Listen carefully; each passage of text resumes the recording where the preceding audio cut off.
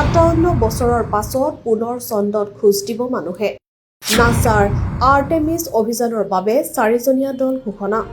Apollo 11 অভিযানৰ জৰিয়তে 1969 চনত প্ৰথমবাৰৰ বাবে মানুহে চন্দ্ৰত খোজ দিছিল।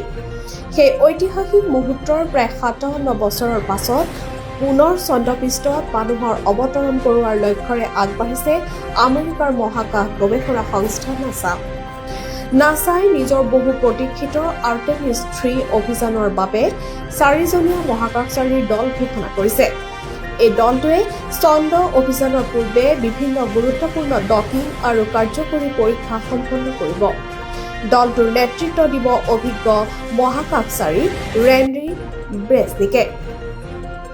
আনসকল সদস্য হৈছে লুকা পাৰোমিটানো, ফ্ৰেংক ৰুবিঅ' আৰু আন্দ্ৰে।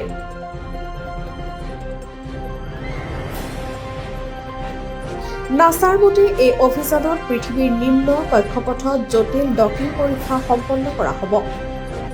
এই পৰীক্ষাৰ সফলতাৰ ওপৰত ভৱিষ্যতৰ চন্দ্ৰ অভিযান, বিশেষকৈ চন্দ্ৰৰ দক্ষিণ মেৰুত মানুহৰ অৱতৰণৰ পৰিকল্পনা বহুখিনি নিৰ্ভৰশীল। বিকিৰণ মহাকাশযানৰ কাৰ্যক্ষমতা আৰু মহাকাশচাৰীৰ স্বাস্থ্য সম্পৰ্কীয় গুৰুত্বপূৰ্ণ তথ্য সংগ্ৰহো এই অভিযানৰ অন্যতম লক্ষ্য। বিজ্ঞানীসকলৰ মতে এই অভিযানেই মানৱ সভ্যতাৰ পৰৱৰ্তী বৃহৎ মহাকাশ অভিযানৰ ভেটি স্থাপন কৰিব।